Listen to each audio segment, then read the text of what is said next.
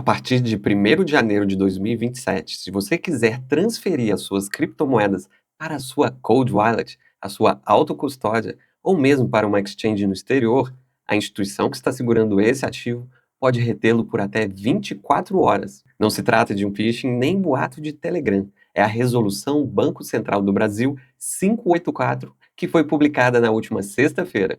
A regra em tese vale para transferências do montante superior ao equivalente a $10.000. Para o câmbio atual, algo em torno de $53.000. Tudo isso somando todas as transferências ocorridas no mesmo dia. O envio então contempla carteira própria e exchange no exterior, qualquer que seja o tipo de criptomoedas, até mesmo as stablecoins. E tem uma outra parte que pode representar uma pegadinha. A instituição pode reter qualquer transferência se o sistema dela identificar que existe algum tipo de risco. E, teoricamente, com isso, ela precisaria dar uma olhadinha com mais calma. Essa, então, representa a 5ª camada regulatória em menos de um ano aqui no Brasil. Cada uma delas sozinha pode até parecer que é razoável, mas quando elas estão juntas, a história que elas contam é completamente diferente. O que essa resolução muda de fato? Por que ela chega exatamente neste momento? E o que será que está por trás dessa justificativa de prevenção a fraudes? E, principalmente, o que o investidor blindado fará com essa informação, sem entrar em pânico e sem fingir que nada mudou. Eu sou Leandro Guedes e aqui no Blindagem Cripto você vai aprender a sair da mentalidade de um investidor emocional para a mentalidade de investidor estratégico. Fica comigo, pois esse vídeo trata sobre o controle do Estado sobre o seu dinheiro e principalmente sobre o seu controle e a sua estratégia. Primeiramente, vamos tratar o que essa resolução significa tecnicamente. A resolução BCB 584 está substituindo a resolução 142. Ela já existia e regulava exatamente a antifraude em transferências como Pix, TED e o finado DOC. E o que o Banco Central fez então foi bem simples, porém cirúrgico. Incluiu dentro dessa mesma estrutura antifraude as prestadoras de serviços de ativos virtuais, as exchanges. Na prática, todas as exchanges que estão sendo reguladas aqui no país devem ser tratadas conforme um banco normal, aderindo a todas as regras de prevenção antifraude. A regra central aqui então é essa. Quando você deposita qualquer ativo numa corretora nacional e tenta transferir esse mesmo ativo para a sua autocustódia ou exchanges sediadas no exterior, essa ordem pode ficar retida por até 24 horas da data do depósito desse ativo. E o gatilho automático de valor são os $10.000. Mas esse valor não é único, não é sobre uma única operação. Pode ser uma ou mais operações, desde que somadas atinjam o valor de $10.000. Ou, claro, o equivalente dele em reais. Abaixo disso, se o mecanismo de risco da corretora plotar qualquer coisa, ele pode reter. Acima de $10.000 será obrigatório. A norma, então, é explícita, vai para as stablecoins, o USDC, o USDT, qualquer uma do gênero. Todas que de alguma forma se referenciarem a uma moeda fiduciária. Para quem achava que comprar stablecoins era uma saída discreta do sistema financeiro tradicional, pode ser que você esteja enganado. Essa legislação veio exatamente para mudar isso. A boa notícia disso tudo, se é que existe alguma aqui, a instituição pode liberar essa transferência antes mesmo de completar 24 horas, desde que seja completamente fundamentada. Deve retratar o risco do cliente, para onde esse capital está sendo direcionado e quem seria a contraparte nesta operação. Ou seja, não será um bloqueio automático de um dia inteiro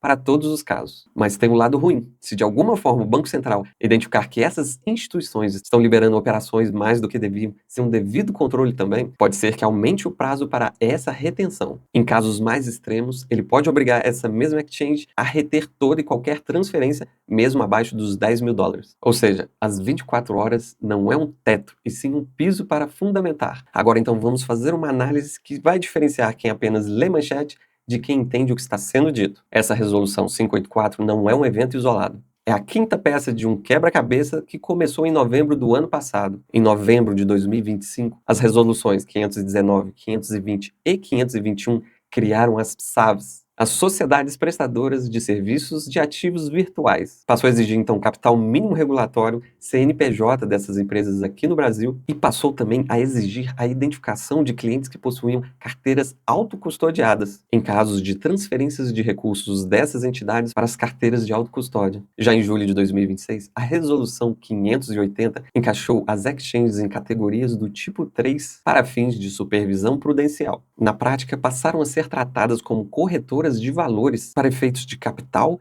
risco e fiscalização, com regras aos moldes do Tratado de Basileia que devem ser exigidas a partir de janeiro de 2027. E no mesmo período, a Decrypto entrou em ação aqui no Brasil, obrigando toda e qualquer exchange que atue no país a reportar as movimentações dos seus clientes. Vídeo esse que já abordamos aqui no canal e deixo nos cards para vocês agora. E finalmente, em agosto de 2026, a resolução 584. Ela fecha então o quarto lado de um quadrado cercando tudo que você faz no mercado cripto. Não é mais sobre quem você é e identificar cada um dos seus clientes. Não se trata mais de um limite prudencial que cada corretora deve ter para garantir os recursos de seus clientes. Não é mais sobre tudo que a Receita quer saber sobre o que você faz. Agora é o principal deles: quando e como seu dinheiro pode se mover. É controle estatal. Cada resolução dessa, isoladamente, tem uma justificativa técnica até que defensável. Segurança do sistema financeiro nacional, prevenção à fraude, paridade regulatória com os bancos. Nenhuma delas sozinha é um escândalo. Mas quando você vai empilhando uma a uma, essas 5 podem ser bombásticas. O desenho que aparece é de uma limitação que progressivamente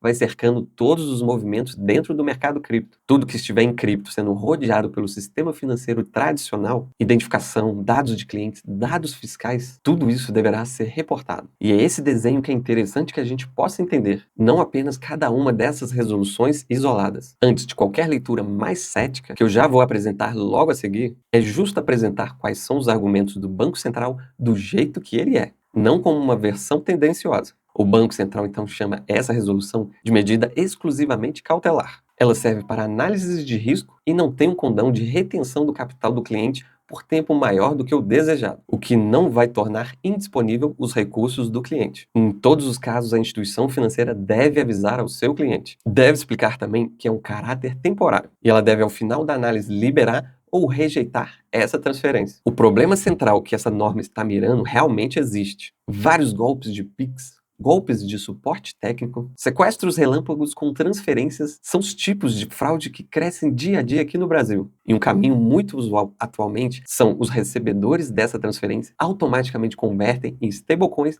e sacam para custódias próprias. Com isso, o capital acaba evaporando sem que ninguém consiga investigar ou saber para onde ele foi. E uma janela de 24 horas de retenção de grandes movimentações seria tecnicamente uma ferramenta razoável de contenção antifraude nesses cenários específicos. Não é uma intervenção retórica do Banco Central, é um argumento de políticas públicas com um lastro real. Então o ponto aqui não é dizer se a intenção declarada é falsa ou não, é perguntar se ela é a única medida e se ela é proporcional ao problema que ela deseja resolver. Agora a parte que exige um chapéu de auditor, bem cético e questionador. A primeira pergunta que todo investidor blindado deveria fazer: por que essa norma recai única e exclusivamente sobre os 2 canais que o Banco Central do Brasil hoje não possui nenhuma forma de controle? A autocustódia e as corretoras internacionais. Não é uma coincidência técnica, pois é exatamente nesses 2 pontos que os dados e o controle param de existir para o regulador. Dentro de uma exchange aqui no Brasil, o Banco Central consegue enxergar tudo. Ele tem todos os dados de quem está movimentando, quanto está movimentando e quando ele movimenta. Então, o ponto cego do governo é exatamente quando o dinheiro sai do sistema controlado tradicional. E a resolução 584 do Banco Central quer fechar exatamente esse ponto cego. Ele instala uma câmera de segurança para vigiar quem está passando na rua, com um atraso de liberação desse fluxo de pelo menos 24 horas. O segundo questionamento é muito mais afirmativo.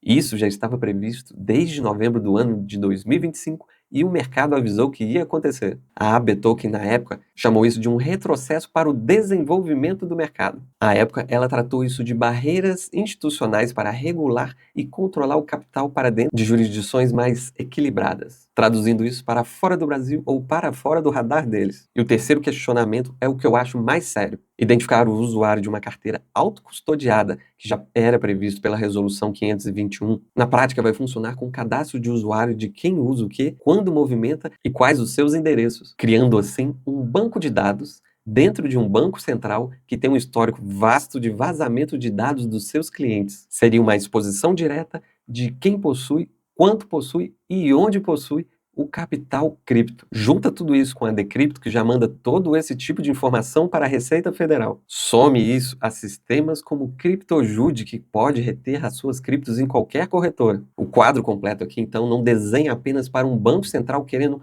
evitar um golpe. É o Estado querendo visibilidade total sobre todo e qualquer capital que já transitou entre o sistema tradicional e o sistema cripto, mesmo que tudo isso hoje esteja em uma carteira fria guardada dentro de um cofre. A quarta delas é um pouco mais discreta. Ao tratar stablecoins como uma transferência de câmbio, coisa que também já vinha desde a Resolução 521, o óbvio que todo governo ama é que abre a janela para uma cobrança de IOF sobre esse tipo de operação. Ninguém está anunciando isso, mas a arquitetura para essa cobrança já está pronta. Não vou fingir aqui qualquer uma neutralidade que eu não tenho. Prevenção à fraude é legítima, mas essa fraude também é uma forma de vender qualquer tipo de proteção sem que tenha argumentos contrários a essa posição. E o resultado disso tudo é sempre a mesma coisa: mais vigilância e mais controle sobre o seu dinheiro. A pergunta central aqui, então, não é se o Banco Central tem o direito de regular, pois a Lei 14.478 deu esse direito a ele. A pergunta é se o desenho que ele escolheu é o mínimo necessário para resolver o problema de fraude ou se é o máximo que ele conseguiu emplacar sem gerar resistência e sem colapsar o sistema do jeito que ele está hoje. Até aqui, o padrão das últimas normas sugere exatamente essa segunda opção: fazer o máximo possível para ter controle sobre tudo que você faz sem que o sistema trave e pare de funcionar. A carteira blindada do canal está chegando e nela investirei publicamente em ativos e explicarei sobre cada um dos meus aportes e movimentações. Se você quer compreender um pouco mais sobre a minha filosofia de investimento, siga o canal. Grandes coisas estão por vir. Vamos traduzir tudo que foi dito até aqui para o mundo real. Se você mover até $10.000 entre exchanges nacionais, você não será travado. Até $10.000 para carteira própria ou exchanges sediados no exterior, na prática você provavelmente não sentirá essa mudança. A grande maioria desses montantes devem ser liberados quase que instantaneamente. Mas claro, vamos lembrar que existirão algumas exceções que a exchange entender que tem que ter um controle de risco maior. Por outro lado, se você movimenta valores relevantes acima de $10.000 por dia, especialmente se está enviando para autocustódia ou exchange fora do país, a partir de janeiro do ano de 2027, ela entra no fluxo de retenção, uma possível espera de até 24 horas, com casos que podem superar até mesmo isso. Isso vale igual para as stablecoins. Se o seu plano era usar o SDT ou o SDC para fugir de todo o controle e fiscalização, essa ponte discreta para fugir do sistema financeiro nacional pode cair dentro de um pedágio. E ela não é só sobre você sacar seu capital. Ela pode entender que qualquer depósito com montante superior a $10.000 no dia, se de alguma forma identificar que existe algo sombrio ou não identificado sobre a origem desse recurso, o seu dinheiro também poderá ficar retido. E o que a norma não faz? Ela não proíbe a autocustódia. Ela não proíbe mandar o seu capital para fora do país. Ela não impede de forma alguma que você vá utilizar exchange internacional. O direito continua existindo ainda. O que ela faz? Tira o anonimato operacional desse direito. Ela insere, então, fricção de tempo e de dados assim que o dinheiro começa a sair do sistema financeiro tradicional. A diferença entre proibir e vigiar é real. E essa diferença é o que muita gente vai confundir quando ler meramente notícias e não entender o que está sendo passado nesse vídeo. E é exatamente aqui que esse vídeo deixa de ser sobre o Banco Central e passa a ser sobre você. O investidor emocional age de duas formas e todas elas são ruins. Uma delas pode ser entrar em pânico e tirar todo o dinheiro para fora do país antes de janeiro de 2027. Tudo isso como se estivesse escapando de um confisco nacional, o que, por hora, essa resolução não representa. Ou a segunda decisão ignora completamente: isso não é para mim. E por fim, acaba sendo pego de surpresa em janeiro do ano que vem, quando tentar movimentar uma quantia significativa do seu patrimônio e ver esse dinheiro barrado, necessitando de explicações e tendo uma retenção na marra. E o investidor blindado faz 5 coisas completamente diferentes. Primeiro, separa o fato de interpretação. E o fato é, saiu uma resolução que limita a movimentação de capital acima de $10.000 por prazo em torno de 24 horas. Tudo isso sendo direcionado para autocustódia ou exchanges sediadas internacionalmente. E a interpretação não é uma leitura seca. É toda a intenção velada que abordamos aqui nesse vídeo. Trate cada uma dessas categorias de forma separada na hora de interpretar o que deve ser feito com o seu capital. O segundo aqui, você entende o arcabouço completo e não uma legislação ou resolução de forma isolada. A partir de agora, qualquer real que entra numa exchange nacional terá todos os dados de movimentação reportados via Decrypto para a Receita Federal do Brasil. E também agora possui o timing de saída monitorado e restringido pela Resolução 584 do Banco Central. Se sua estratégia de custódia e estratégia tributária estão sendo tratadas de forma separada, esse é o momento certo para que você unifique essas duas, porque o Estado acaba de unificar o seu olhar sobre essas duas questões. Terceiro deles, você antecipa, você não reage. Se você possui uma posição relevante e deseja transferi-la no futuro próximo para autocustódia ou mesmo exchanges sediadas fora do país e pretende fazer essas movimentações nos próximos meses, aproveite essa folga que você tem até janeiro do ano que vem e estruture esse plano de movimentação. Fazer qualquer tipo de movimentação de forma apressada, com pouco tempo, sob pressão, é uma receita certa para tomar decisões ruins. Quarto deles, você mantém toda e qualquer documentação em dia. Quais são as origens de recurso, históricos de negociação, origem de todo e qualquer capital que você inseriu no mercado cripto e declaração fiscal condizente com esses dados. Em uma arquitetura pronta, que controla toda e qualquer movimentação, identifica quem é o cliente, combina tudo isso com uma retenção temporária de capital, o ideal é que você esteja impecavelmente documentado. É o mesmo princípio que eu abordei no vídeo da Decrypto para isenções de até 35 mil mensais. Quem joga dentro das regras do jogo sai na frente de quem deseja contornar. O quinto deles, mais filosófico, porém real. Utilize esse tipo de evento para recalibrar o motivo real de você estar em cripto. Se parte da sua tese sempre foi a soberania sobre o seu próprio capital, sobre o seu próprio patrimônio, ter uma autonomia fora do sistema financeiro tradicional, a resposta mais racional sobre uma camada adicional de vigilância não é abandonar completamente a sua tese, é executá-la assim com mais disciplina. E é necessário que você entenda que exatamente onde termina a soberania técnica dentro da blockchain é exatamente onde começa a jurisdição de quem controla a porta de entrada e saída para o mundo real. Provavelmente a regulação do mercado cripto não vai parar por aqui. E o padrão dos últimos 9 meses é bastante claro. Cada vez mais camadas de controle e nunca menos. Portas abertas para futuras tributações. O investidor blindado não vai brigar contra essa tendência. Por outro lado, não vai fazer de conta que ela não existe. Ele já vai construir todas as suas operações tendo isso em mente. A partir de janeiro de 2027, o seu capital vai continuar podendo sair do Brasil, só que agora com o nome, com o endereço de chegada, com prazo e com registro de tudo isso. Não é o fim da autocustódia, é o fim do anonimato ao redor dela. Entender a diferença entre essas duas coisas é o dever do investidor blindado. Antes de fecharmos o vídeo, quero deixar claro que esse vídeo é apenas uma análise sobre a resolução BCB 584. Não constitui recomendação de compra, venda de ativos no mercado financeiro. Essa análise não constitui nenhuma orientação jurídica. Toda e qualquer leitura abordada nesse vídeo é uma interpretação minha, Leandro Guedes. E se esse vídeo te ajudou a entender um pouco mais do impacto dessa resolução sobre o seu patrimônio, considere se inscrever no canal e compartilhe com aquele amigo que você sabe que também vai interessar por essa informação. Eu sou Leandro Guedes, esse é o Blindagem Cripto. Nos vemos no próximo vídeo.